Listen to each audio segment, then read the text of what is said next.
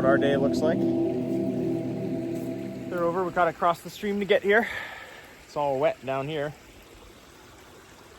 See over there, the stream from all the water. You can see the hay bale I had to give them this morning. So one thing that I've learned is that lambs will always be born in the worst weather possible. These guys were all born in the midst of a storm. It was freezing rain last night, and then this morning we had blizzardy-like conditions, about 3 inches of snow. All the lambs were shivering ferociously, and you'd think that you want to bring them in and get them warm. But actually, it's milk. They need to make sure that they're drinking milk, and if they're drinking milk, they'll be fine. So that's been my experience. Pet like right here. It's so soft. Where? We're here with the sheep.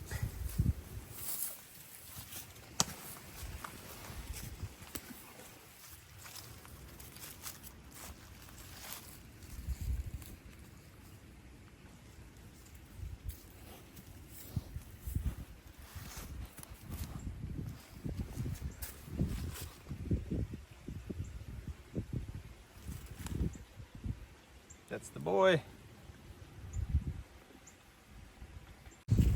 All right, I'm here with the sheep. You can see the lambs in the background. We just had a bunch of new lambs born, and my experience is that they always come when the storm's coming. So let's see if we can see the papa right here.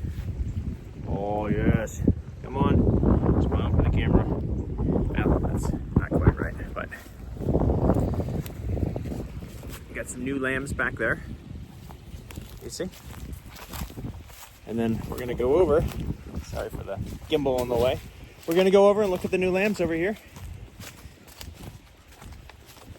Papa's gonna follow us to the new lambs, walking the fence line. You can see he's right behind me. Right there, trying to be protected.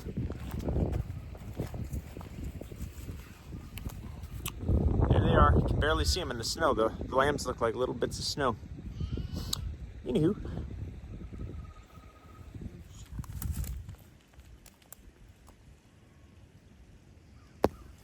Yes. He seems friendly, but he'll honestly kill you. So if he rams you, knocks you down, you kind of have to play dead. He's trying to bite me right now. I'm sure he would tackle me if he could. I'm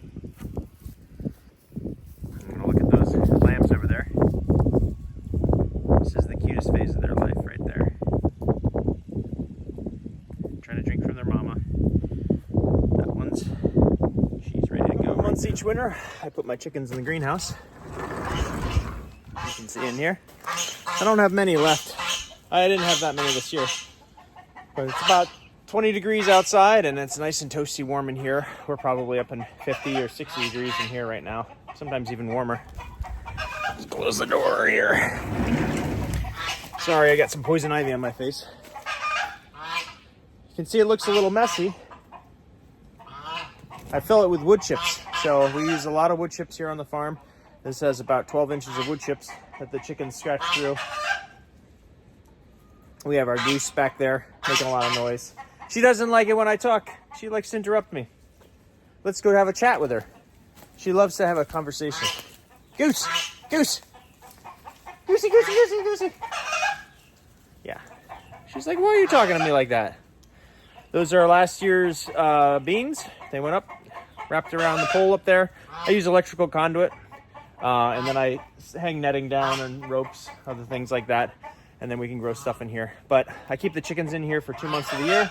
And then we rotate them out. It helps to scratch out, get rid of insects, and then helps to fertilize the ground for when we grow stuff in here the rest of the year. So it's pretty nice. That little hen right there, she almost died a couple weeks ago. We had a hot spell, and the chickens are always moving around here, scratching at new stuff. And their curiosity led them over to the solar battery. That solar panel keeps the greenhouse vents powered, and as well as the double layer vent fan going.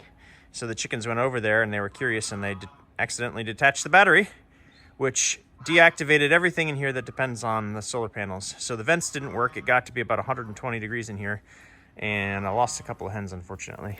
And that one, I almost lost her right there in the middle, but she survived. I got her cooled off and she made it. She looks a little ragged though. Nice close-up of all the chickens. Scratching, eating. Trying to stay entertained. I'm gonna go past the greenhouse, up the steep hill,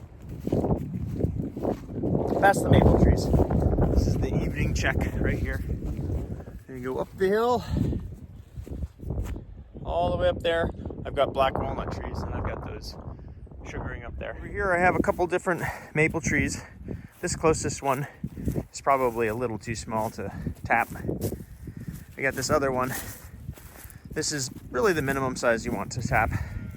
We're kind of getting late in the season down here in Virginia. I really should start tapping these at the end of December, early January. I started these in February, so I already emptied this bucket, but do it the old-fashioned way, and then I'll run it through reverse osmosis. I also, since I don't have enough maple trees, I sugar on walnut trees too, black walnut.